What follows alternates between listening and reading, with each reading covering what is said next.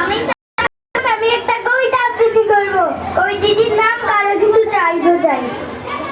কারো কিছু চাই গো চাই, এই যে খোকা কি নেবে ভাই, জল ছবি আর লাড্ডু না চাই, কেক বিস্কিট লাল লাই, খেলনা বাসি কিংবা ঘুড়ি, লেড পেন্সিল বাক্সে নাই। কারো কিছু চাই গো চাই, কারো কিছু চাই গো চাই।